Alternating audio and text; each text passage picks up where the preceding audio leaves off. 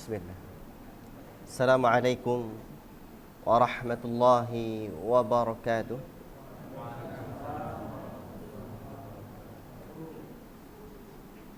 Alhamdulillahi hamdan katsiran tayyiban mubarakan fi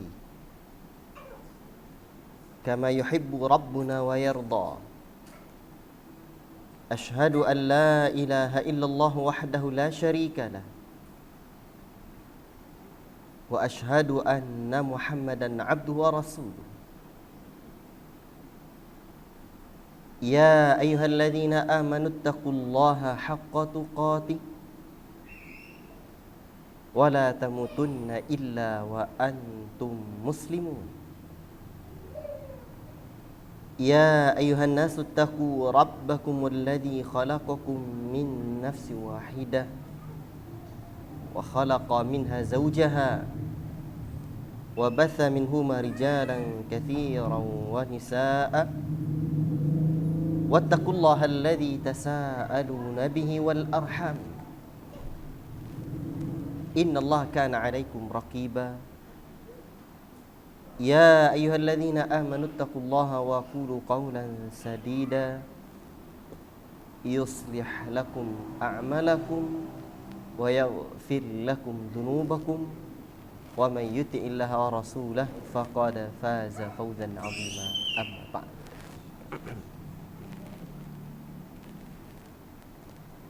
Ma'asyiral muslimin, bapak-bapak, ibu-ibu yang dirahmati oleh Allah Subhanahu wa taala dan disayangi Rasulullah sallallahu alaihi wasallam. Saya mohon maaf kalau suara saya tidak bisa agak keras karena pilek sejak malam nyampai safar di Taluk kemarin.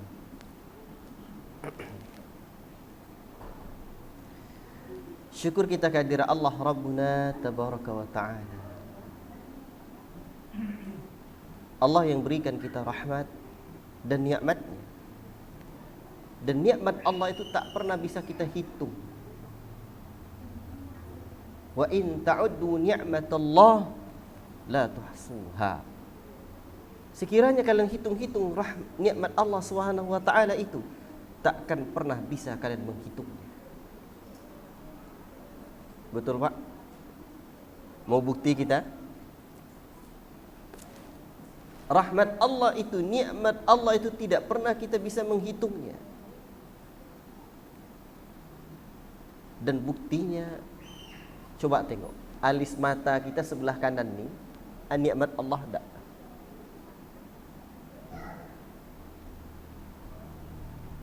Saat kita tidur di malam hari, misalkan tiba-tiba istri iseng dicukurnya sebelah kanan. Begitu bercermin di kala pagi, gimana kira-kira itu?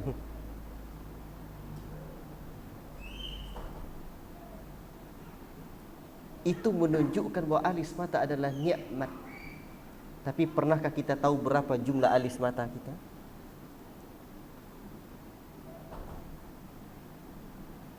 Pernah tidak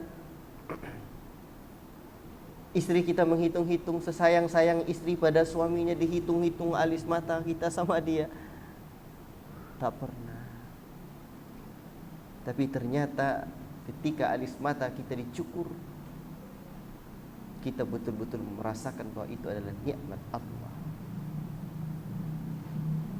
Allahu Akbar. Dan semua yang kita dapatkan di alam yang bernama dunia fana ini, wa ma bikum min ni'matin fa minallah. Tidak ada satu pun melainkan itu semuanya adalah nikmat yang datang dari Allah Rabbuna Tabaraka wa Ta'ala.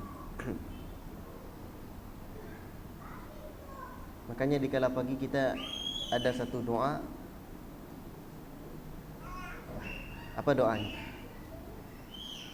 Doa pernyataan bahwa semua yang kita dapatkan itu adalah nikmat Allah. Allahumma ma asbaha bi min ni'matin aw bi ahadin min khalqik faminka wahdak la syarika lak. Ya Allah, tidak ada satu pagi pun nikmat yang aku dapati ataupun salah seorang dari makhlukmu melainkan faminka wahdak, dari engkau semata. Allahu Akbar. Kalau sempatlah Allah suruh kita menghitung-hitung nikmat ni, payah kita pak. Tapi yang Allah suruh kita adalah la in syakartum la azidannakum wa la in kafartum inna azabi lasyadid. Sekiranya kalian syukuri nikmatku, akan aku tambah nikmat itu. Tetapi sekiranya kalian kufur, sesungguhnya azabku teramat sangat dahsyat. La ilaha illallah. Dan yang Allah suruh tentang nikmat lagi apa? Fa amma bi ni'mati rabbika fahaddits. Adapun nikmat Rabbmu maka ceritakanlah, bukan dalam rangka kesombongan, tapi dalam rangka syukur kita kepada Allah Rabbuna tabaraka wa taala. Bapak Ibu yang dirahmati oleh Allah,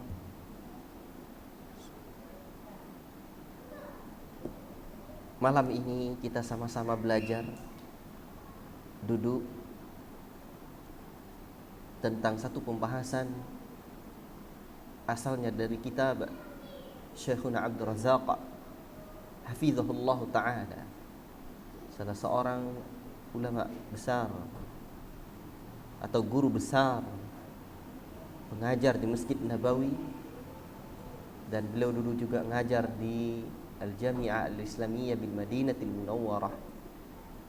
Kitab yang berjudul Ayatul Kursi wa Barahinut Tauhid, ayat kursi dan argumen-argumen tauhid.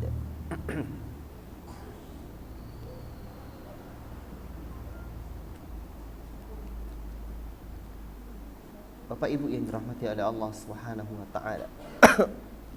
Tapi saya tambahkan penjelasan guru-guru kita yang lain, atau poin-poin yang bisa kita ambil karena ngaji kitab ni. Pertama kali Ustaz dan Dr. Asmi hafizallahu taala pulang dari Saudi ketika itu, beliau ngisi kajian di salah satu masjid di Pekanbaru. Saya hadir subuh. Kitab ini yang beliau bahas. Muqaddimahnya aja baru. Jadi kalau nak ngaji kitab ni betul kita, tak bisa sekali. Tapi ma la yudraku kulluhu la yutraku kulluhu. Suatu yang tidak kita dapatkan semuanya, maka jangan kita tinggalkan semuanya. Kita bersama ayat kursi sehari-hari.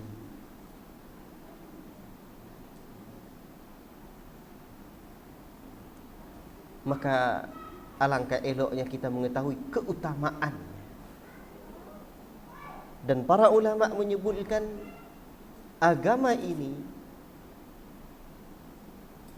ada fadail dan ada masail, ada keutamaan-keutamaan dan ada hukum-hukum.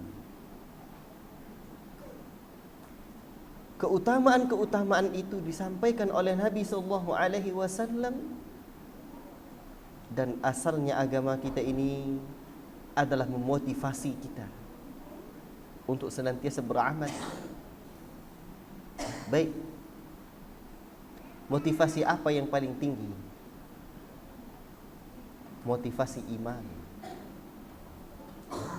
Motivasi dari Quran dan petunjuk Nabi-Nya. Terdapat sejumlah hadis yang menjelaskan kepada kita tentang keutamaan ayatul kursi.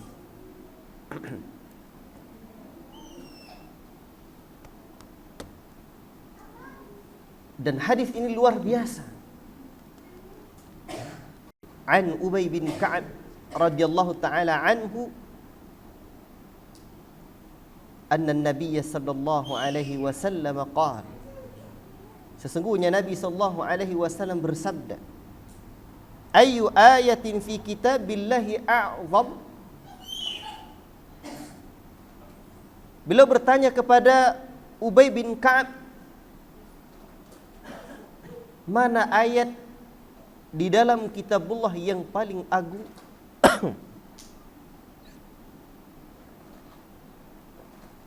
Qal, Ubay bin Ka'ab menjawab, Allah wa rasuluhu a'lam. Allah dan Rasulnya yang lebih mengetahui. Ini adab seorang murid kepada gurunya.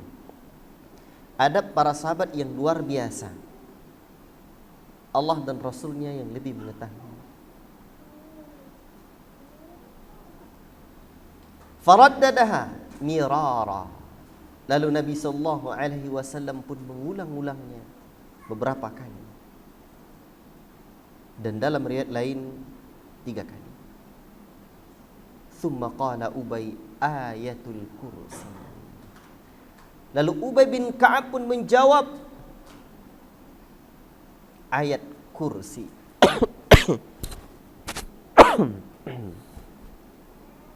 Lalu Nabi SAW pun mengatakan kepada Ubay bin Ka'ab, liyahnikal ilmi abal mundir. Mudah-mudahan ilmu menjadi kenikmatan atasmu, wahai Abul Munzir, atau tahniyah atasmu. Selamat, Allah berikan ilmu. Jawaban Ubay bin Ka'ab betul. Walladzi nafsi biyadihi, demi jiwaku berada di tangan Allah. Inna laha lisanan wa syafatain tuqaddisul malika 'inda sakil 'ars. Kata Nabi SAW, demi Allah, demi jiwaku berada di tangan Allah. Sungguh ayat kursi ini nanti mempunyai lisan dan 2 bibir. Seperti apa itu, Ustaz? Saya pun tak tahu. Dan kita untuk perkara-perkara yang seperti ini cukup kita imani. Yang mensucikan Allah di tiang arasy. Allahu Akbar. Itu hadis yang pertama. Berarti ayat kursi adalah ayat yang a'zam, yang paling agung. Ayu ayatin fi kitabillahi a'zam. Ayat apa yang paling agung? Jadi sebenarnya yang sering-sering kita baca itu, Qul huwallah, Qul a'udzu birabbil falaq, Qul a'udzu birabbin nas, ayat kursi, itu ayat-ayat agung. Cuman karena sifat kita manusia ni kadang kalau tidak tertanam ilmu, yang biasa-biasa tu anda mantap lagi. Betul ya? Yang tak biasa-biasa mantap terus. Sehingga nanti kalau dah biasa sama orang rumah ada mantap lagi. Betul, Pak? Janganlah. Bismillah. Padahal sesungguhnya ayat-ayat yang seperti itu adalah ayat-ayat yang luar biasa.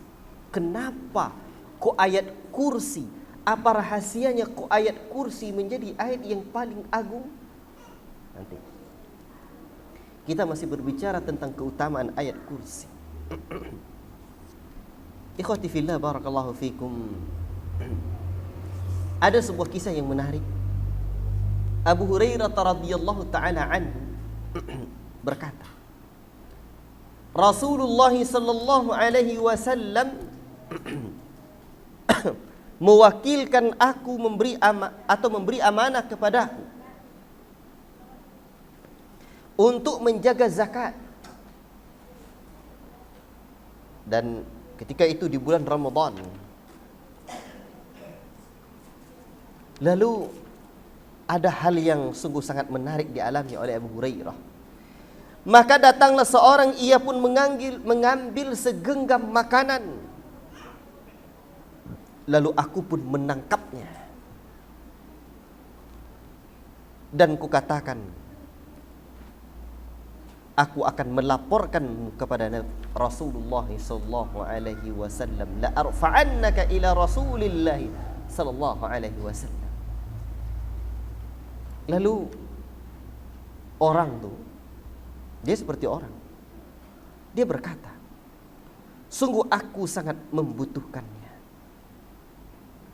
Aku menanggung keluarga dan aku dalam keadaan yang sangat membutuhkan. Para sahabat itu kan orang-orang yang baik hatinya. Aku pun melepaskan dia.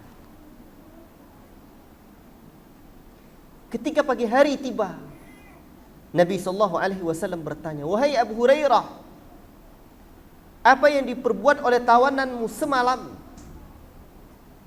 Abu Hurairah menjawab, "Saya katakan, wahai Rasulullah, dia mengeluhkan kebutuhan dan keluarganya, keluarga yang ditanggung.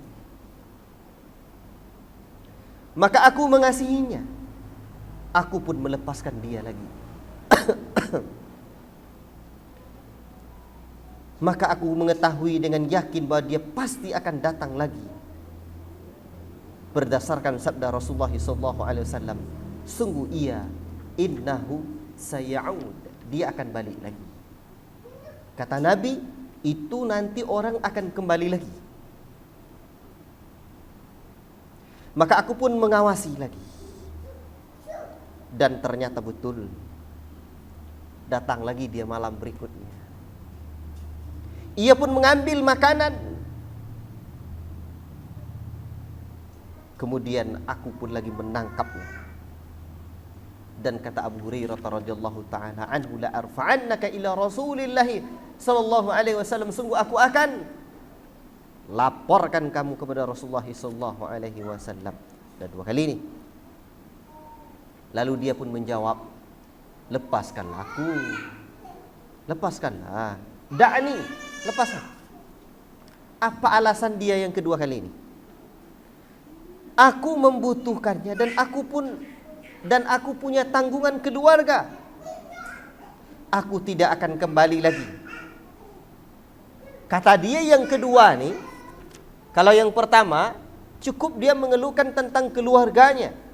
Tapi yang kedua ini dia tambah lagi, la a'ud, saya tidak akan balik lagi. Lalu farahimtuhu fakhallaitu sabilahu. Aku kembali mengasihaninya, dan aku pun membiarkan dia lagi. Baik. Ketika pagi hari tiba, Rasulullah SAW bertanya kepadaku, "Wahai Abu Hurairah, apa yang telah dilakukan oleh tawananmu tadi malam lagi?" Abu Hurairah pun mengatakan, dia mengeluhkan keluarganya, kebutuhannya, dan saya kembali mengasihi. Lalu Rasulullah SAW memberitahu kepada Abu Hurairah, "Ama innahu qad kadzabaka wa sayauд." Sesungguhnya dia telah mendustaimu, wa sayauд, dan dia akan kembali lagi. Dia nak balik lagi. Lalu Abu Hurairah radhiyallahu taala anhu mengawasi malam berikutnya lagi, kali yang ketiga.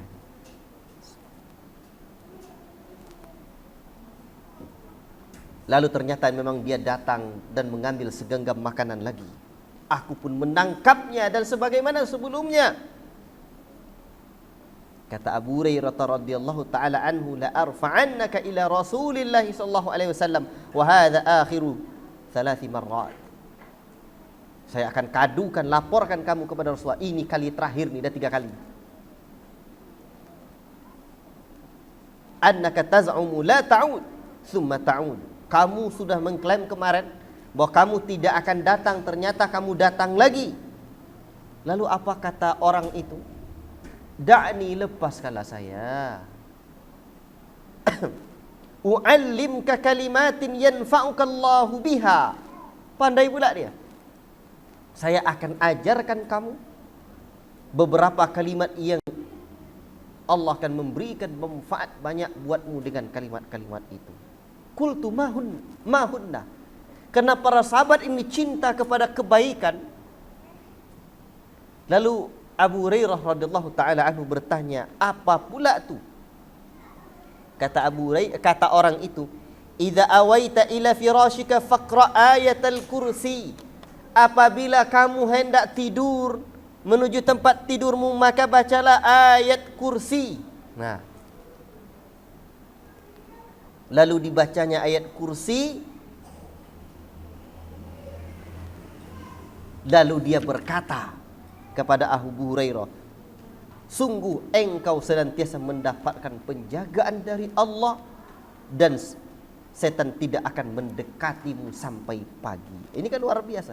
Fa innaka lan yazala 'alaika minallahi hafidh wa la yaqrabannaka syaitan hatta tusbiha. Sampai pagi kamu tidak akan diganggu syaitan. Lalu Abu Hurairah pun fakhalaitu sabila, aku pun lepaskan dia lagi. Fa asbahtu, esok pagi jumpa lagi kan Nabi. Faqala li Rasulullah sallallahu alaihi wasallam, ma fa'ala asiruka al-barihah? Apa pula lagi yang dibuat oleh tawananmu tadi malam wahai Abu Hurairah? Qultu ya Rasulullah, aku berkata wahai Rasulullah,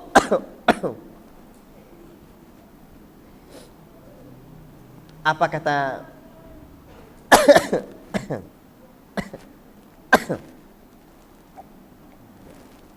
ya Rasulullah, dia mengaku mengajarkan aku beberapa kalimat, dengannya Allah memberi manfaat kepadaku dan aku pun melepaskannya.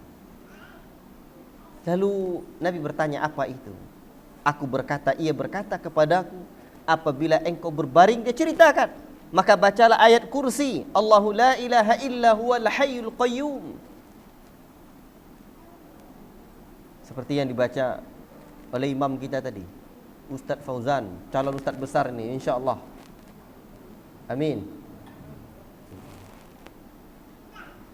Saya harus lihat beliau satu saat punya pondok. Ya. Insya-Allah. Saya bercita-cita buat pondok pesantren itu Fauzan sejak kelas 2 pondok pesantren. Alhamdulillah sekarang walaupun kecil-kecil sudah 6 tempat pondok pesantren. Tanamkan tekad dalam hati.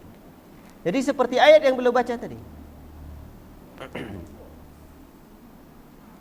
Lalu Nabi SAW mengatakan, ketahuilah, sesungguhnya dia berkata jujur kepadamu. Dia berkata jujur kepadamu. Amma innahu qad sadaqaka wa huwa kadzub. Tapi sebenarnya dia ini adalah seorang pendusta. Ternyata ada orang pendusta tapi berkata kali itu, ta'lamu ma tukhatibu mundu salasilayan. Tahukah kamu siapa orang yang berbicara denganmu 3 malam itu wahai Abu Hurairah, ya Abu Hurairah? Qala la, aku tak tahu. Dan Rasul mengatakan, dzaka syaitan, itulah dia syaitan. Syaitan. Jago pula dia. Jadi dia mengatakan, nanti kalau kamu baca ayat kursi di jelang tidur sampai pagi setan tak dekat. Dialah tu. Jadi ada-ada aja perangai dia. Baik, tapi ini menjadi pelajaran pula. Jadi memang kadang-kadang kita dapat pelajaran dari orang-orang bejat. Ternyata Abu Hurairah berkata jujur syaitan padanya, la ilaha illallah. Maka terkadang Pak syaitan itu mengetahui apa yang bermanfaat bagi orang mukmin. Tahu dia. Demikian pun orang-orang fajir, orang-orang jahat mendapatkan hikmah. Namun hikmah itu tidak bermanfaat bagi dirinya. Itu pula tu. Banyak orang itu. Namun orang lain bisa dapat manfaat. Seperti itulah kehidupan ini, ada orang yang tahu namun dia tidak mau mengamalkannya.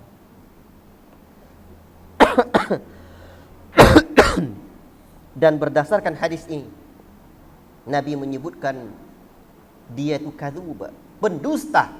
Jadi syaitan itu pendusta. Tabiatnya syaitan itu pendusta. Makanya wajar Allah Subhanahu wa taala mengajarkan kepada kita bahwa inna syaitana lakum aduwwum mubin. Sesungguhnya syaitan adalah musuh yang nyata bagi kalian. Dan berdasarkan hadis ini, tampaklah bahwa jin memakan makanan manusia dan menampakkan diri kepada manusia dengan syarat, ya, itu tidak serupa dengan aslinya. Mereka bisa berbicara dengan manusia. Ya. Syaitan dalam bentuk jin. Baik. Dan mereka sering mencuri dan menipu. Baik. Kita bukan ini pembahasannya. Kemudian ada hadis yang mulia lagi, di mana Asma binti Yazid radhiyallahu taala anha, ia pernah berkata, aku mendengar Rasulullah sallallahu alaihi wasallam yaqul fi hadainil ayataini, dalam dua ayat ini, yaitu Allahu la ilaha illa huwal hayyul qayyum, alif lam mim, Allahu la ilaha illa huwal hayyul qayyum, inna fiha ismallahil a'zam.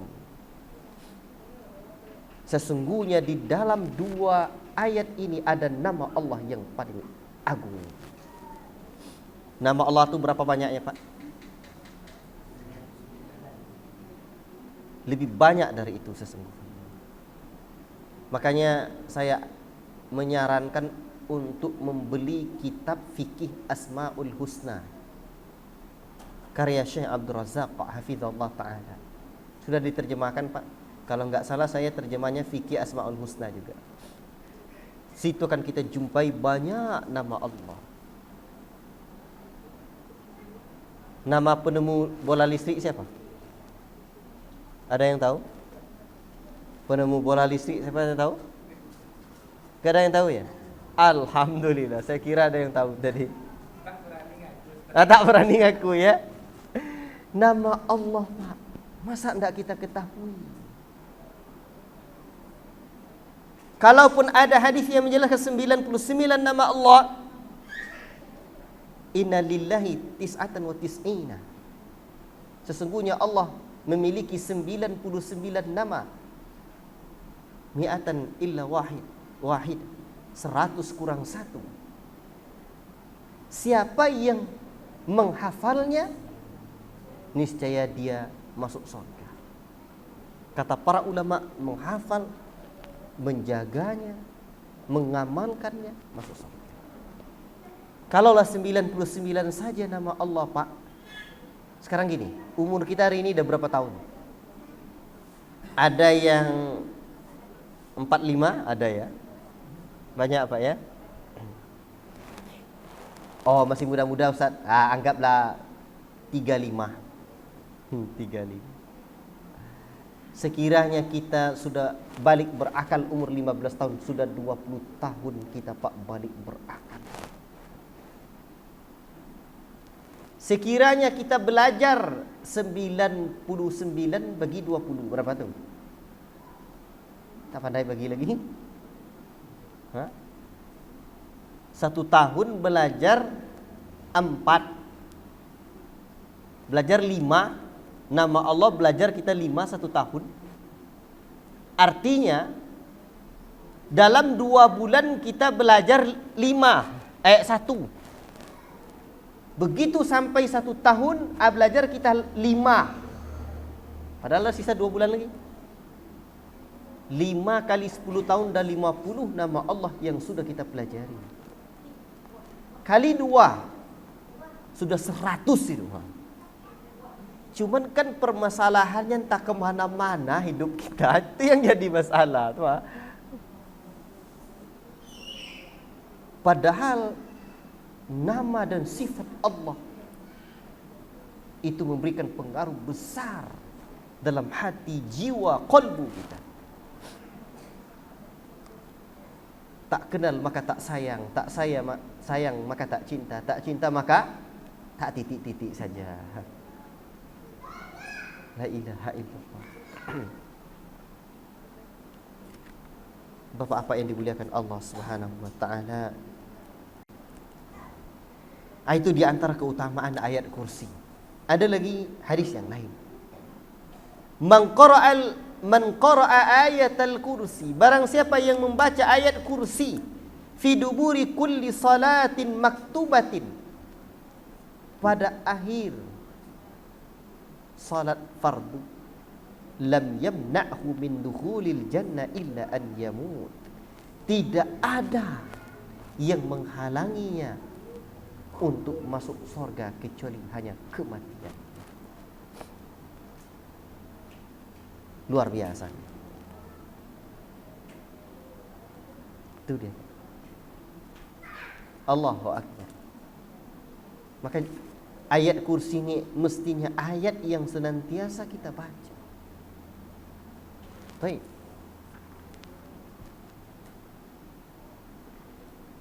Dan siapa yang membaca ayat kursi di kala pagi, insya Allah ia akan dipelihara oleh Allah dari syaitan. Tengok fadilah keutamaan zikir pagi dan petang. Baik. Sekarang coba kita lihat bagaimana kandungan ayat kursi ini. Allahu la ilaha illa huwal hayyul qayyum. Allah, tidak ada ilah melainkan Dia semata, zat yang maha hidup hidupnya, zat yang maha hidup dan senantiasa mengurus makhluknya. Allah, nama siapa Allah ni Pak?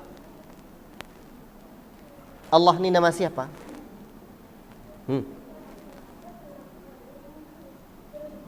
Nama Rabb kita. Di dalam bahasa Arab ada Rabbun, ada Ilahun, dan ada Allah. Apa makna Rabbun? Ya Rabbi, wahai Rabbku. Terjemahannya dalam bahasa kita apa? Apa terjemahannya dalam bahasa kita? Wahai Tuhanku, wahai Tuhanku. Sebaiknya kita sebut ya Rabbi saja. Tuhan, Tuhan, Tuhan, tuh. Dan Tuhan berasal dari tuh yang. Dan yang paling pas di antara argumen para ahli ilmu tentang menyebut kata Rabbi untuk mengganti kata Tuhan adalah sesungguhnya Rabbi jelas dan nyata memberikan pahala. Karena itu nama Allah Rabbul Alamin.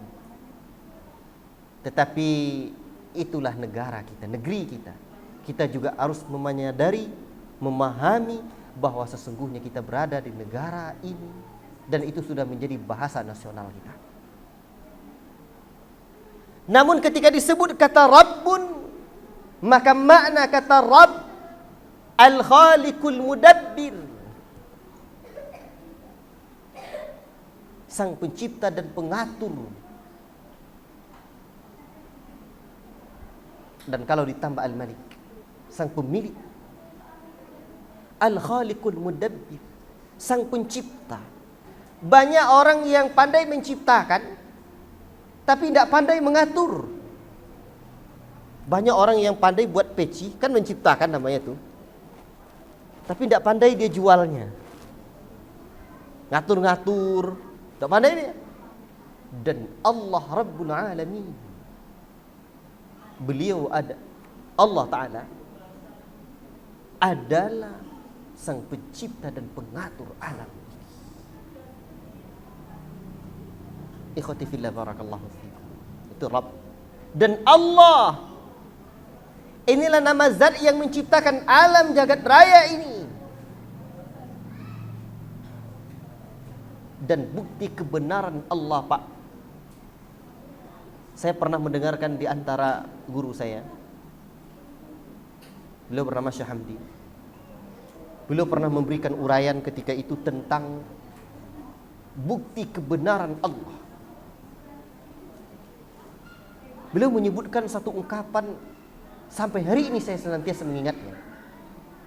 Bukti kebenaran Allah, sang pencipta, tidak ada orang yang mampu menamakan dirinya atau nama anaknya dengan nama Allah. Ada enggak, Pak? Ada enggak orang yang mampu menamakan dirinya atau menamakan anaknya dengan nama Allah? Tidak ada. Allahu Akbar.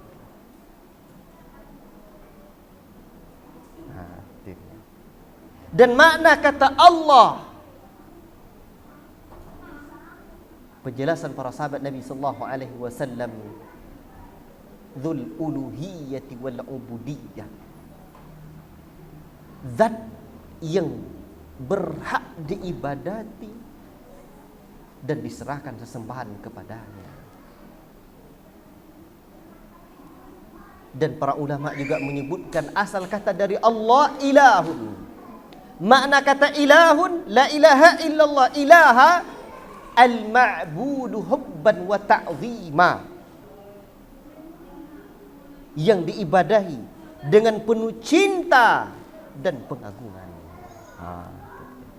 Jadi Allah itu kita ibadahi dengan penuh cinta, dan orang-orang beriman itu walladzina amanu asyaddu hubban lillah. Orang-orang yang beriman itu teramat sangat cintanya kepada Allah. Jadi ilah, la ilaha, tidak ada yang berhak diibadahi dengan penuh cinta dan pengagungan illallah, melainkan Allah. Jelas Pak ya? Itulah makna kata Allah, ilah dan Rabbun. Ya Rabb. Ikhwati fillah, barakallahu fikum. InsyaAllah kayaknya kita salat isya dulu ya. Sudah azan tadi. Assalamualaikum warahmatullahi wabarakatuh.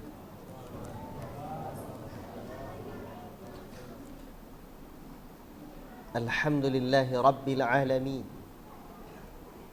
Wassalatu wassalamu ala rasulil amin.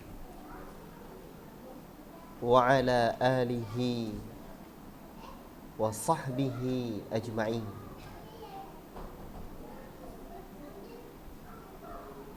Amma ba'd.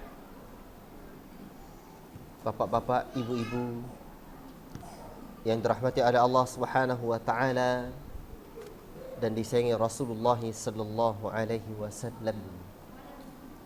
Kita lanjutkan. Allahu la ilaha illa huwal hayyul qayyum. Tadi sudah kita jelaskan tentang makna kata Allah,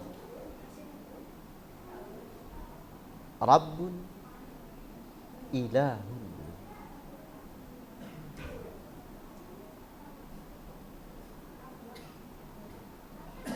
Allahu la ilaha illa huwa. Allah. Allah itu siapa Pak? Pencipta kita.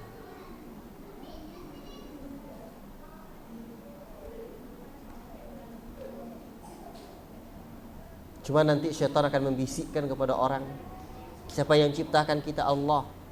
Siapa yang ciptakan Allah? Itu bisikan syaitan tuh. Maka ketika itu terjadi, fasta'idz billahi minasyaitonir rajim. Berlindung kepada Allah dari godaan syaitan yang terkutuk. Allah yang ciptakan kita. Allahu la ilaha illa huwa. Tidak ada yang berhak diibadahi dengan benar. Apa makna kata ilah tadi? Al-ma'budu hubban wa ta'zima, yang diibadahi dengan penuh cinta dan pengagungan. Atau makna kata la ilaha illallah, la ma'buda bihaqqin illallah, tidak ada yang berhak diibadahi dengan benar melainkan hanya Allah. Apa sebabnya? Jadi di dalam ayat kursi ini, inilah menjadi rahasia kenapa ayat kursi menjadi ayat ayu ayatin a'zam fi kitabillah, atau ayu ayatin fi kitabillahi a'zam. Ayat apa yang paling agung dalam kitabullah? Ayatul kursi. Karena di dalam ayat kursi terkandung tauhid, tauhid rububiyah, uluhiyah, asma' was sifat. Setelah Allah menyebutkan Allah tidak ada yang berhak diibadai dengan benar melainkan hanya Allah, apa dalilnya? Inilah dia barahinut tauhid, argumen-argumen tauhid. Apa alasannya? Dan agama kita ini agama berdasarkan dalil.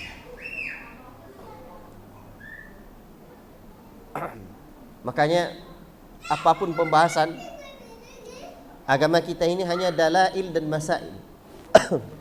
Ada dalil dan ada hukum-hukumnya.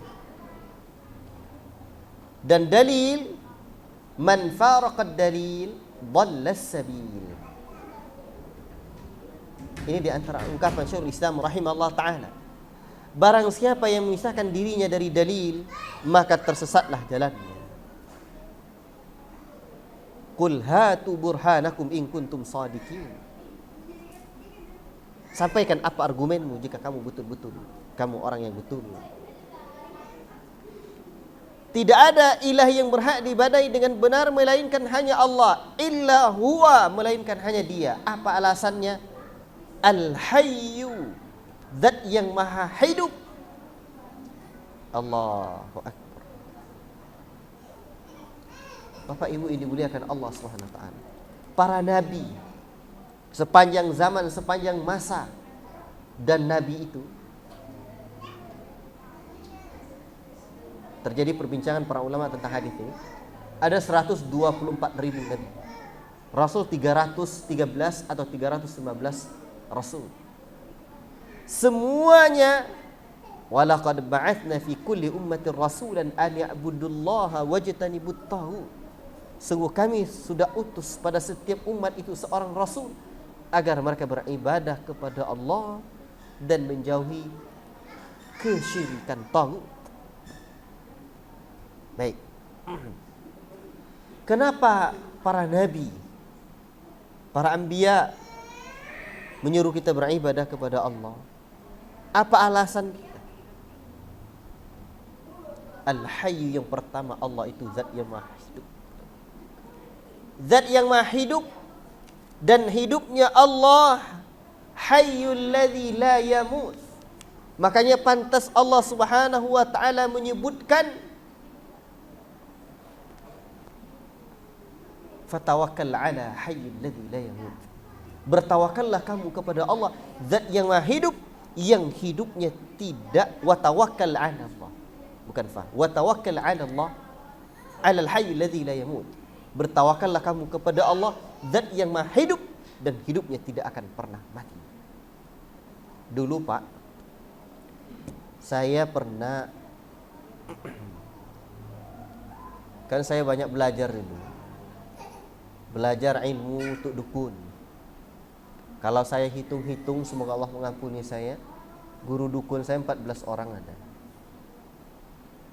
Jadi dulu saya pakai peci hitam. Di peci itu bagian di dalam itu ada keris. Satu hari pergi saya ke Bukit Tinggi, salat di Janjang 40 tu itu masjidnya ada ke bawah toiletnya. Tinggal peci saya di sana. Nyampai di atas, teringatlah peci itu udah tinggal. Bayangkan tuh, tertinggal. Kita berserah diri juga kepada. Nanti kalau pergi jalan kita, kalau tertinggal dia keris atau ajimat tadi, kita merasa tidak nyaman. Maka berarti kita bergantung kepada sesuatu yang sangat lemah, tidak bisa ikut, dan kita yang memeliharanya. Makanya pantas, man ta'allaqa tamimatan faqad asyraka. Kata Nabi sallallahu alaihi wasallam, barang siapa yang menggantungkan azimat seperti itu, maka sungguh dia telah berbuat syirik. Semoga Allah ampuni saya.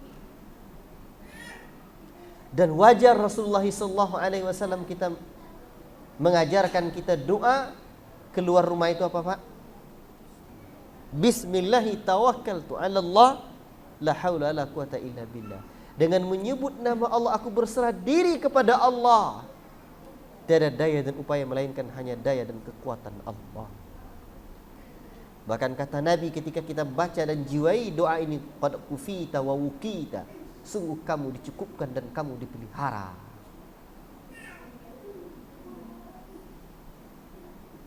Itu. Kalau dulu di kalangan orang tua-tua, saya pernah belajar juga doanya.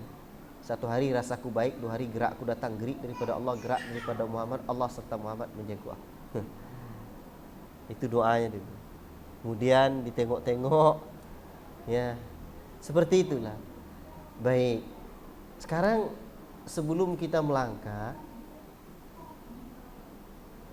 misalkan kita tak mengkaji halal dan haramnya dulu, tapi fa inna khairal huda huda Muhammad sallallahu alaihi wasallam. Sebaik-baik petunjuk-petunjuk Muhammad sallallahu alaihi wasallam. Dan Nabi mengajarkan kita doa, bismillahi tawakkaltu 'ala Allah, la haula wala quwata illa billah. Baik. Allah zat yang maha hidup. Allahu akbar. Bahkan hidup Allah tidak bergantung kepada siapapun. Hidup kita akan berakhir dengan kematian. Kullu man 'alaiha fan wa yabqa wajhu rabbika dzul jalali wal ikram. Semuanya akan fana, binasa. Dan zat Allah lah yang tidak akan pernah binasa. Hidup Allah hidup yang sempurna. Al-Qayyum. Dan Allah senantiasa terus mengurus makhluknya. Ya ayuhan nas, kata Allah, wahai manusia, antumul fuqara ilallah. Kalian ni fuqara, butuh kepada Allah. Wallahu wal ghaniyul hamid. Allah itu apa? Maha kaya dan maha terpuji. Kita yang butuh Allah, Allah tak butuh kepada kita. Makanya ketika Allah Ta'ala menyebutkan tentang penciptaan manusia, wa ma khalaqtul jinna wal insa illa liya'budun. Tidaklah aku ciptakan jin dan manusia melainkan untuk beribadah kepada aku. Ma uridu minhum min rizqin wa ma uridu ay yut'imun. Sambungan ayat itu, aku tidak menginginkan agar manusia ini memberikan aku rizki, dan aku pula tidak menginginkan manusia itu memberikan aku makan. Allah tak butuh makan. Kalau hidup kita, Pak, sedikit-sedikit sakit, Allah tidak pernah ada sakit. Sempurna hidup Allah itu. Maka gantungkanlah hidup kita kepada Zat yang maha sempurna. Wajar bahwa tidak ada yang berhak kita ibadahi melainkan hanya Allah. Bapak apa yang dimuliakan Allah Subhanahu wa taala. Maka banyak dulu para sahabat yang sadar di mana di saat-saat mereka menyembah patung, akhirnya mereka sadar. Sampai di antara sahabat bercerita-cerita, karena Nabi SAW di kala pagi beliau bercerita-cerita dengan para sahabat. Terdengarlah oleh Nabi SAW sahabat bercerita. Di antara mereka mengatakan bahwa saya adalah orang yang paling beruntung punya Tuhan. Dulu ketika saya sudah buat Tuhan saya dengan adonan, dan begitu perut saya lapar, akhirnya saya ambil dan makan lagi. Saya lupa nama sahabatnya, apakah sahabat Mu'aim bin Jubair radhiyallahu ta'ala anhu atau yang lain. Dan ketika Nabi Muhammad sallallahu alaihi wasallam wafat, ingat kita tidak menyembah Nabi Muhammad. Ketika itu Umar bin Khattab radhiyallahu ta'ala anhu tak bisa terima. Tak bisa terima dalam arti hati dia, kecintaan dia kepada Nabi itu luar biasa. Sampai Umar mengatakan, siapa yang mengatakan Muhammad dan mati, saya penggal lehernya. Dan tahukah kita kenapa Umar seperti itu? Ibarat kayu, Pak. Nabi SAW itu kayu besar, uratnya terhujam dalam di dadanya Umar bin Khattab. Maka ketika dicabut, tengok, cobalah dicabut kayu besar, retak-retak dibuatnya. Maka Umar merasa tercabut dalam hatinya. Lalu Abu Bakar menenangkan Umar kembali. Abu Bakar berdiri. Abu Bakar berkata radhiyallahu ta'ala anhu, amma ba'd, man kana ya'budu Muhammadan, barang siapa yang menyembah Muhammad, fa inna Muhammadan qad mat, sungguhnya Muhammad sudah mati. Wa man kana minkum ya'budullaha, dan siapapun di antara kalian yang menyembah Allah, fa innallaha hayyul la yamut, sesungguhnya Allah zat yang hidup yang tidak akan pernah mati.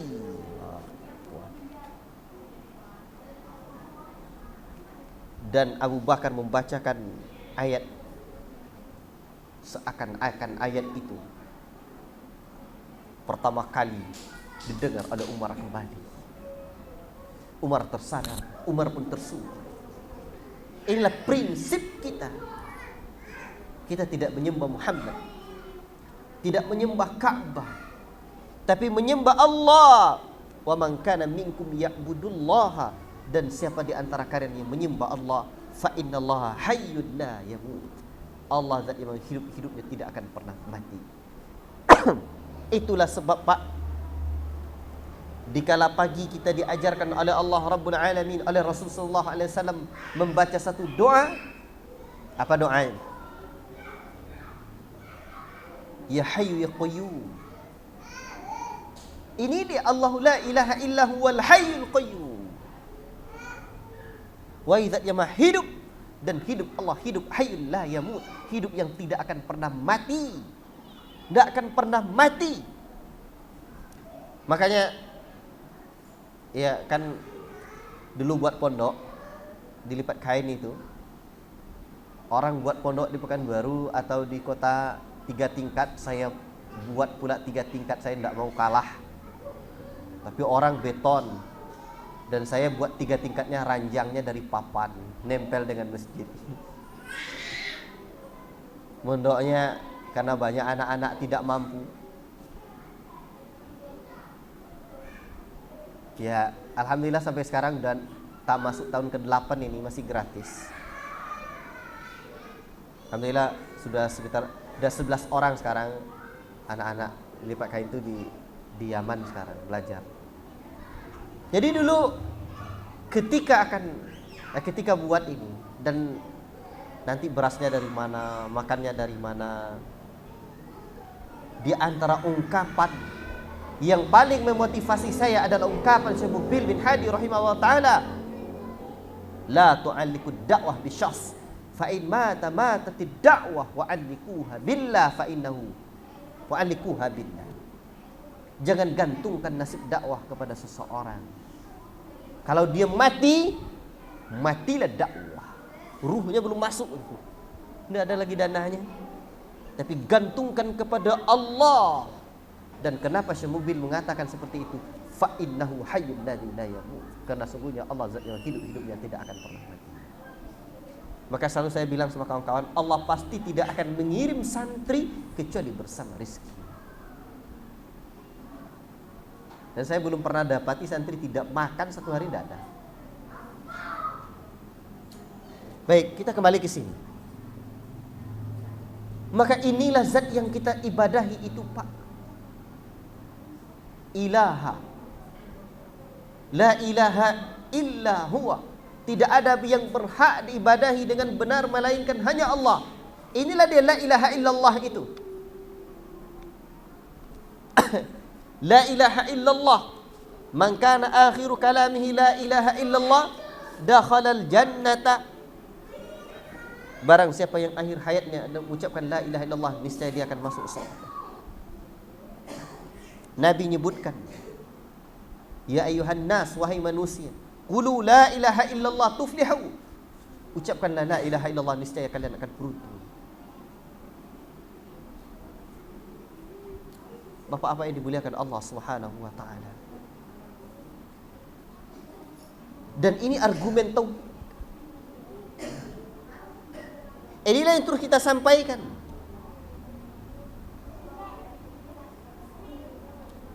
Dan ini harus kita jiwai. Kalau ketika tidak kita jiwai, jangan sampai hidayah itu tidak masuk dalam hati kita. Ingatlah di mana kisahnya Abu Talib.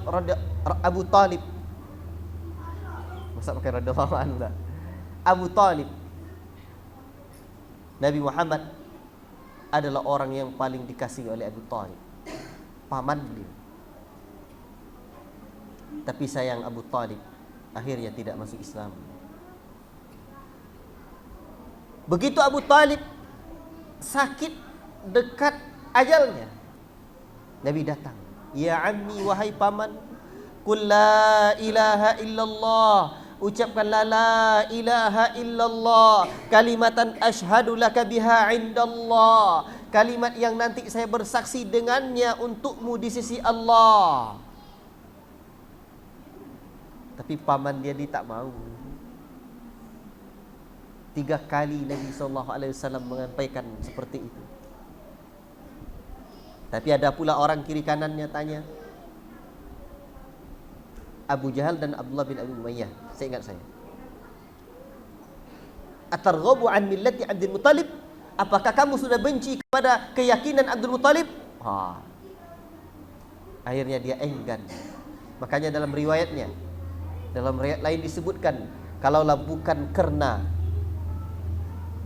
segan kepada kaum, niscaya akan aku ikuti ajakan Muhammad.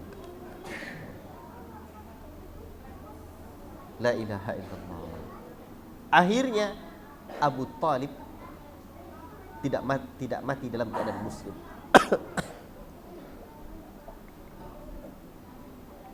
Padahal beliau adalah orang-orang yang membantu dakwah Nabi.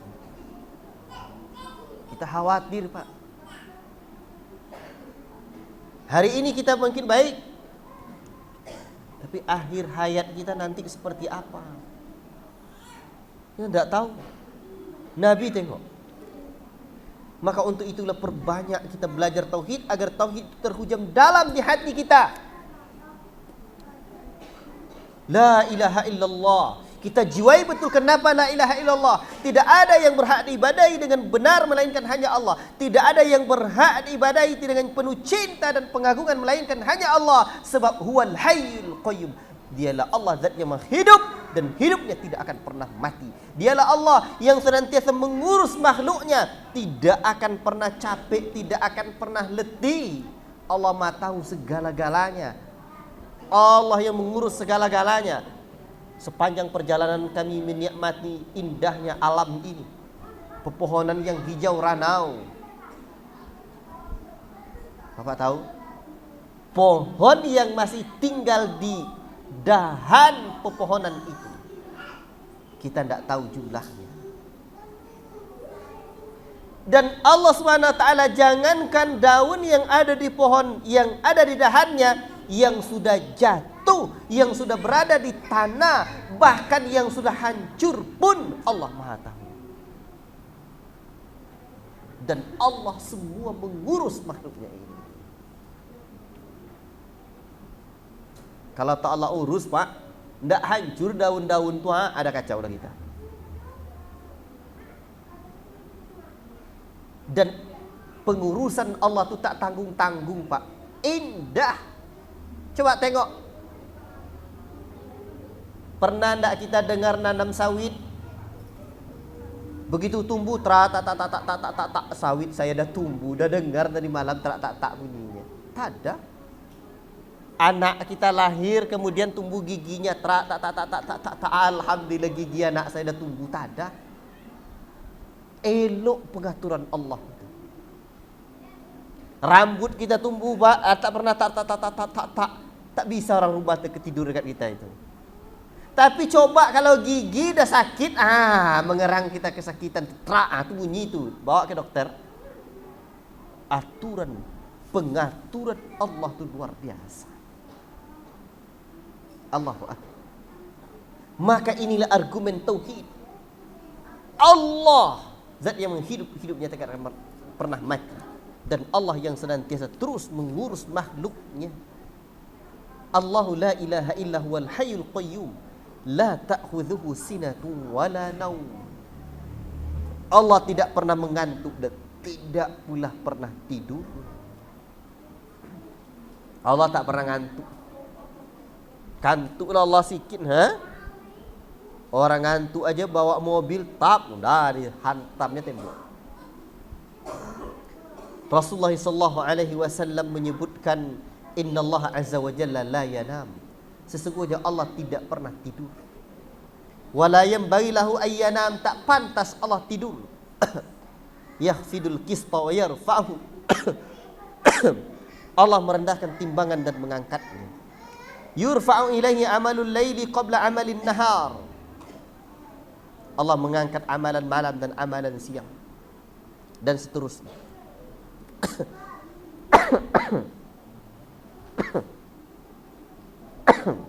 Jadi Allah tuh tidak pantas tidur.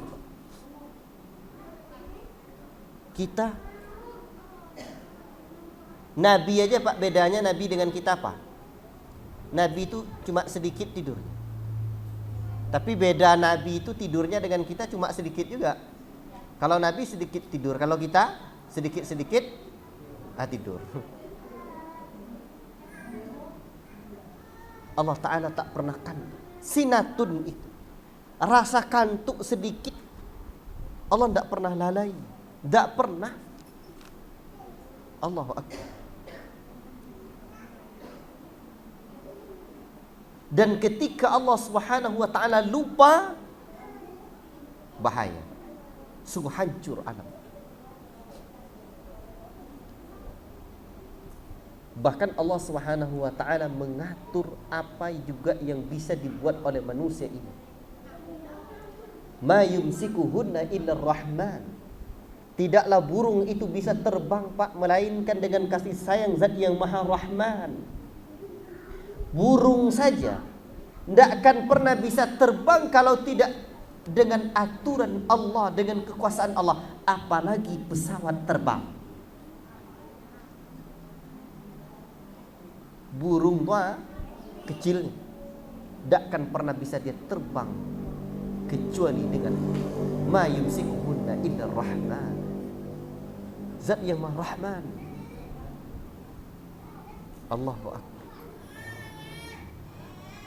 Kita Pak, jangankan tidur kantuk, menahan kedipan mata aja tidak bisa kita.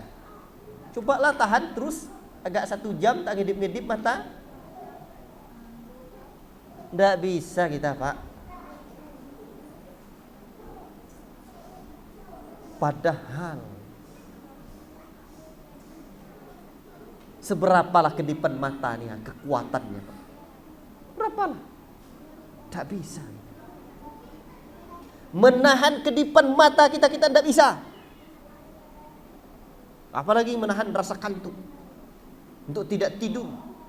Ada enggak orang yang sanggup dia tidak tidur 7 hari 7 malam? Tidak ada. Bisa gila dia.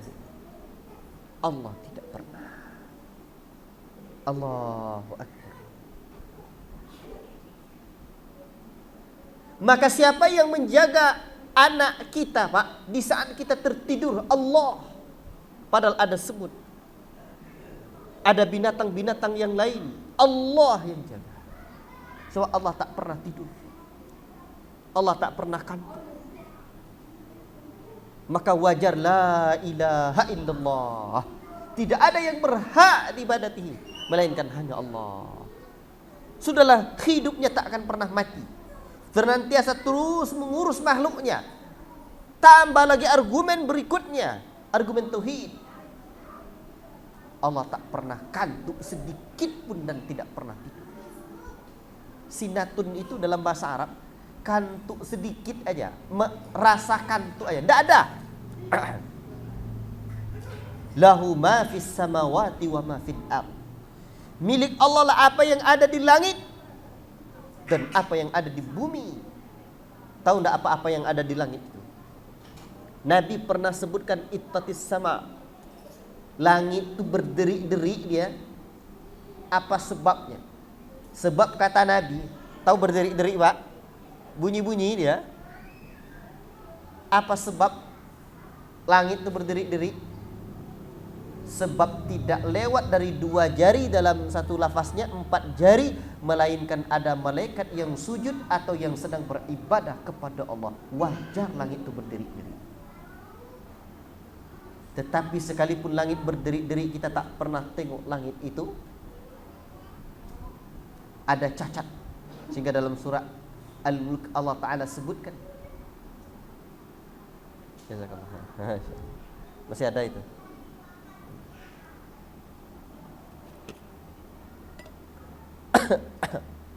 Allahu Akbar. Milik Allah itu semuanya. Milik Allah.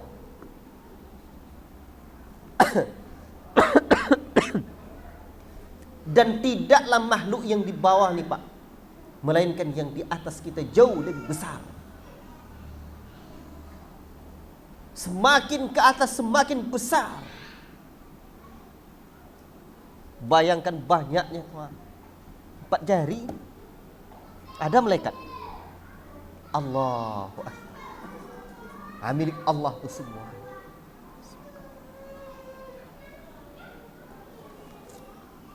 Allahu Akbar. Maka kadang kalau di atas pesawat kita Pak, Masya Allah, luar biasa tampak ciptaan Allah Subhanahu Wa Taala. Maka usahakanlah naik pesawat pergi umroh begitu. Belum ada uang Ustaz, belum ada uang sawit jual. Tekad. Masya Allah. Bapak-bapak yang dimuliakan Allah Subhanahu Wa Taala. Wa ma fil ard, dan apa yang ada di bumi. Kalau kita uraikan panjang lebar Pak, apa yang di langit sana luar biasa. Belum lagi kita berbicara tentang galaksi-galaksi, bintang gemintang, kebesaran Allah. Makanya kalau ada orang di kala sore, siang, pagi, selalu dia memandang langit, disaksikan kebesaran Allah, akan memberikan kegembiraan di hatinya. Wa ma fil ard, dan apa yang ada di bumi ini semuanya kepunyaan Allah. Pernah enggak Pak tengok, kita pandang jauh di langit sana, siapalah orang di bawah bumi, di bawah langit itu? Allahu Akbar. Makanya dalam Al-Quran Allah Ta'ala sebutkan, suruh kita afalam yasiru fil ard. Kenapa mereka tidak berjalan di muka bumi untuk senantiasa mengambil pelajaran? Tidak pernah dijumpai tepinya bumi. Banyak. Allahu Akbar. Maka kadang di antara yang membuat saya gembira pergi berdakwah nih Pak, yang paling bermanfaat itu bukan bapak-bapak, saya. Hati saya gembira, terasa iman tuh ya kembali, melihat alam, melihat jumpa banyak orang. Semua ini milik Allah. Tidak ada satu pun yang tidak milik Allah. Tidak ada. Allah itu yang punya. Allahu Akbar. Dan tak cukup sampai di sana. Allah Ta'ala sebutkan, wa kana Allahu bikulli syai'in muhita. Allah Subhanahu Wa Ta'ala meliputi segala sesuatu di kekuasaannya. Allahu Akbar. Makanya tak boleh kita ada sombong dalam hati. La yadkhulul jannah man kana fi qalbi mithqalu dzarratin min kibr. Tidak akan pernah masuk surga orang-orang yang dalam hatinya ada sombong. Allah. Tidak ada yang kepunyaan kita, semuanya kepunyaan Allah. Bahkan yang paling dekat dengan kita itu apa Pak? Hati kita kan? Hati kita kan paling dekat dengan kita, betul enggak? Hati kita pun tidak bisa kita kuasai.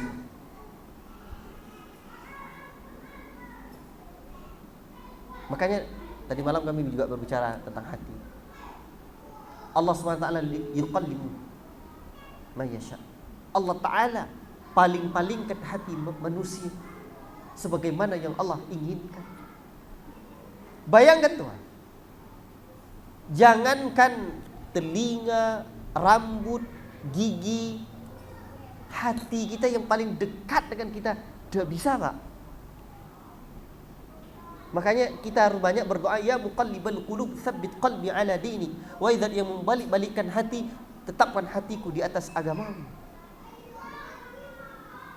Tidak ada yang bisa kita kuasai Pak. Ada enggak yang bisa menahan tumbuhnya uban di kepalanya? Tidak ada. Jangankan di kepala, di alis mata pun tidak bisa. Sebab berada dalam kekuasaan Allah. Allahu Akbar. Maka ketika kita merenungi ciptaan Allah dan kebesaran-kebesaran Allah itu, akan kita dapatilah Allahu Akbar. Makanya ketika seorang mendapat musibah, inna lillahi wa inna ilaihi raji'un, sesungguhnya kita milik Allah dan kepada Allah kita kembali. Kepada Allah kita kembali. Dan ketika kita mendengar ada orang yang mendapatkan musibah, apa doanya lagi? Mamanya ada dianjurkan mengucap takziah kepada orang yang ditimpa musibah itu dengan ucapan inna lillahi ma akhadha wa lahu ma a'ta wa kullu syai'in 'indahu bi ajalin musamma faltasbir wal tahtasib. Nah, itu doanya. Sesungguhnya kita milik Allah. Sesungguhnya segala sesuatu ini milik Allah. Ma akhadha, Allah mengambil apa yang Ia ingin ambil. Dan Allah memberi apa yang ingin Allah beri. Segala sesuatu ini sudah tetap ada ketetapan ajalnya. Bersabar dan berharap pahala saja. Tidak ada. Yang kepunyaan kita itu secara hakiki tidak ada. Tapi secara sunnatullahnya ya punya kita. Jangan pula nanti baju ini baju siapa? Baju Allah. Itu udah kacau lah tuh. Baju kita. Siapa yang pegang air ni? Allah. Kan tak ada yang punya kita Ustaz, punya Allah semuanya. Tak ada yang gerak kita, gerak Allah semuanya.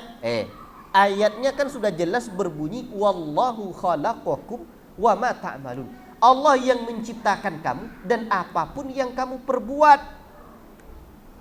Yang memperbuat siapa? Kamu perbuat, kata Allah. Wallahu khalaqakum wa ma ta'malun.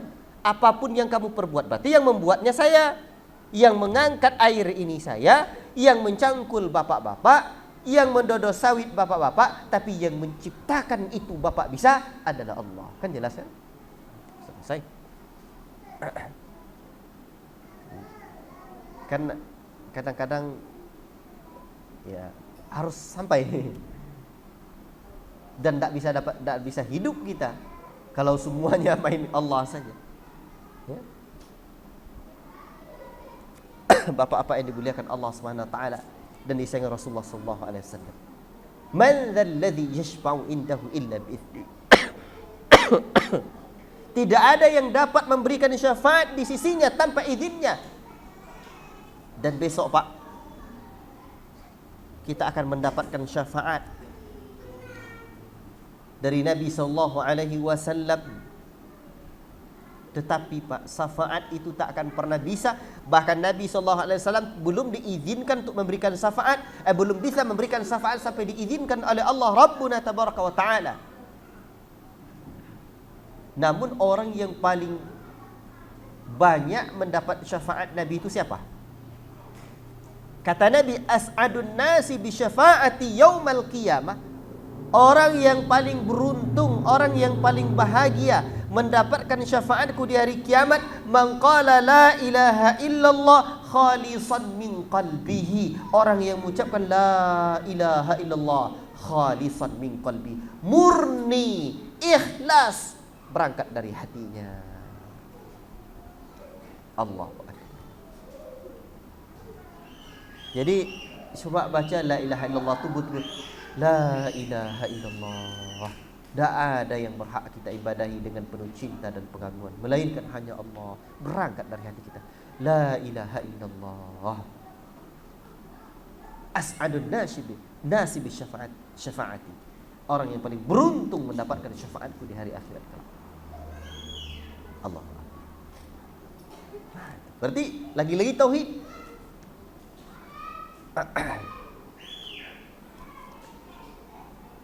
Sampai Nabi SAW sang pemberi syafaat tidak bisa memberikan syafaat kecuali dengan izin Allah.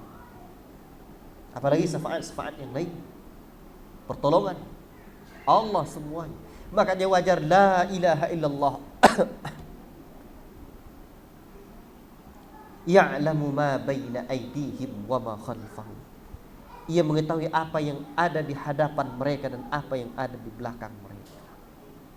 Allah mengetahui segala-galanya, sekecil-kecil zarah yang terlepas dari kesatuannya, debu, sehalus-halus bisikan semut hitam kepada kawannya. Pernah tak dengar bisikan semut hitam, Pak? Dengan kawannya di malam yang gelap gulita, di batu yang hitam pula, takkan pernah terlepas dari kekuasaan dan muraqabah Allah, pengawasan Allah. Allah Maha tahu akan segala gema, irama, dan niat yang tersembunyi di balik hati dan jantung anak manusia. Tak ada yang tak tahu Allah. Allah mengetahui segala-galanya. Kita sembunyikan dan kita tampakkan, Allah tahu. Tak ada. Maka kemana kita nak lari? Takut kita kepada harimau, larilah tu. Dan itu namanya takut tabi'i. Boleh untuk menyelamatkan diri. Tapi kalau takut kepada Allah, tidak ada cara lain. Fafirru ilallah. Berlarilah kalian menuju rahmat Allah.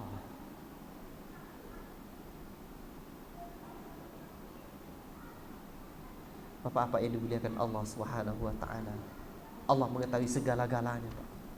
Apa yang sudah pernah kita perbuat, apa yang ada di hati kita, apa yang ada di pikiran kita, apa yang ada di telinga kita, Allah. Tak ada yang tersembunyi dari Allah. Wala yuhituna bi syai'in min 'ilmihi illa bima syaa'. Dan mereka tidak mengetahui sesuatu pun tentang ilmunya melainkan apa yang dikehendaki Allah Subhanahu wa taala. Allah taala, Pak, kasih kita ilmu tu cuma sedikit. Wa ma utitum minal ilmi illa qalila. Apapun yang kalian dapatkan ilmu itu cuma sedikitnya itu. Allah kasih ilmu pandai bertukang, pandai menjahit, pandai membuat rumah, pandai berdagang, pandai mengaji, pandai macam-macam. Illa qalila, itu hanya sedikit. Bahkan ketika malaikat berkata, qalu subhanaka la ilma lana illa ma 'allamtana innaka antal alimul hakim. Maksudnya engkau ya Allah, kami tak punya ilmu apa-apa kecuali yang telah engkau ajarkan kepada kami ya Allah. Illa ma'alamtan. Tidak ada, Pak. Allahu Akbar. Wasi'a kursiyus samawati wal arda. Kursi Allah meliputi langit dan bumi. Jadi di atas sana ada satu makhluk yang bernama kursi. Ini nanti. Kursi.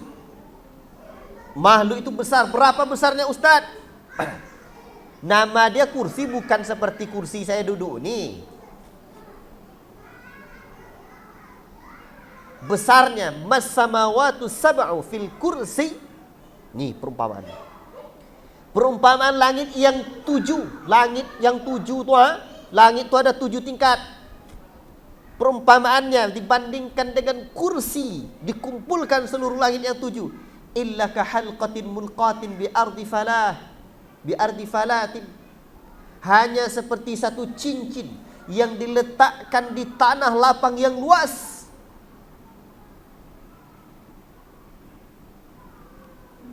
Langit yang 7 itu hanya seperti cincin, dan kursi itu bagaikan tanah lapang yang begitu luas.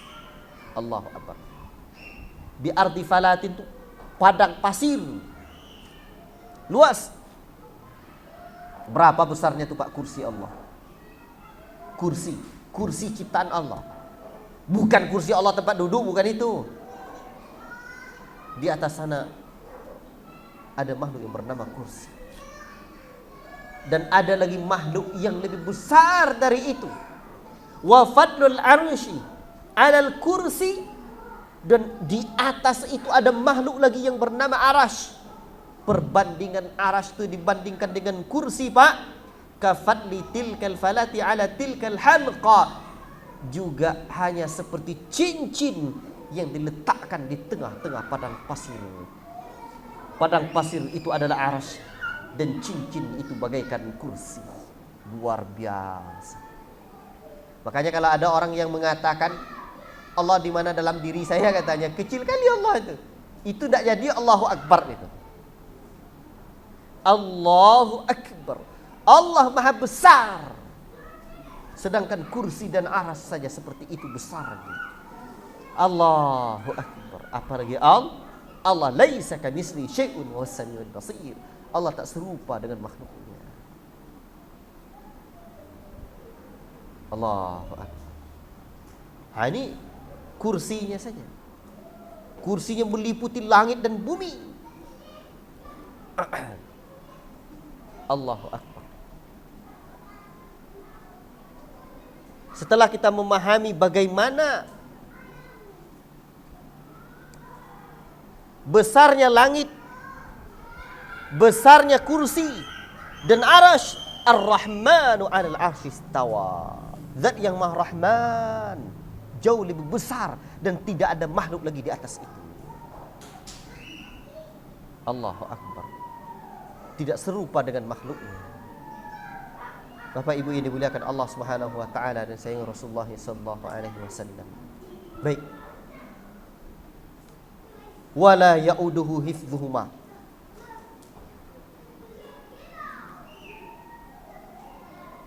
Wala ya'uduhu hifdhuhuma wa huwal 'aliyyul 'azim.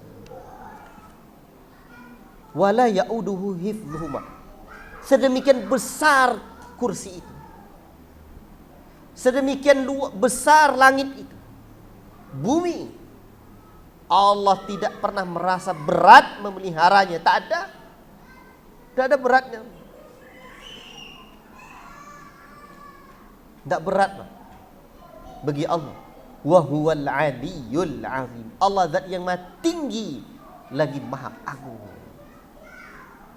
Allahu Akbar.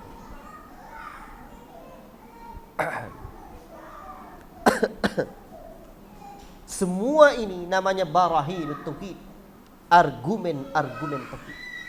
Argumen itu apa, Ustaz? Dalil, bukti bahwa memang hanya Allah yang berhak kita ibadahi. Allahu Akbar. Dan kita tafakkaru fi alaillah, senantiasa berpikir kita dengan ciptaan-ciptaan Allah. Wala tafakkaru fillah, dan jangan berpikir tentang zat Allah, sebagaimana sabda Rasulullah SAW yang diriwayatkan oleh Al-Imam At-Tabrani rahimahullah taala. Bapak Ibu ini muliakan Allah Subhanahu wa taala. Ayat kursi, maka ketika membacanya jiwai Allahu la ilaha illa huwa. Allah tidak ada yang berhak diibadahi melainkan hanya Dia semata. Huwal hayyul qayyum. Ialah Allah zat yang maha hidup dan senantiasa mengurus makhluknya. Tak capek-capek. La ta'khudhuhu sinatun wala naum. Dan Allah Subhanahu wa taala tidak pernah kantuk, tidak pernah tidur. Lahu ma fis samawati wa ma fil ardh. Milik Allah apa yang ada di langit dan di bumi. Man dzalladzi yashfa'u indahu illa bi'idzni. Tidak ada yang bisa memberikan syafaat melainkan hanya dengan izin Allah Subhanahu wa taala. Ya'lamu ma baina aydihim wa ma khalfahum. Allah mengetahui apa yang ada di hadapan mereka dan di belakang mereka. Wala yuhituna bi syai'in min 'ilmihi. Dan mereka tidaklah bisa menguasai sedikit pun ilmunya Allah, tidak bisa. Justru ilmu kita yang dikuasai Allah. Tidak tahu kita tentang ilmu Allah, tidak tahu. Illa bima syaa, kecuali apa yang Allah Ta'ala kehendaki. Wasi'a kursiyyus samawati wal arda, luas kursi Allah meliputi langit dan bumi. Wala ya'uduhu hifdhuhuma, Allah tidak berat memelihara keduanya. Wa huwal aliyyul azim, dan Allah Maha tinggi lagi Maha agung. Wallahu Ta'ala a'lam bishawab. Ini yang dapat saya sampaikan. Ya. Tentu tidak bisa kita mendetilkan penjelasannya karena keterbatasan waktu dan lebih-lebih karena keterbatasan ilmu. Wallahu Ta'ala a'lam bishawab. Yang benar hanya dari Allah, yang salah dari pribadi saya menyampaikan. Wassallallahu wasallam ala nabiyina Muhammad wa ala alihi wa sahbihi ajma'in.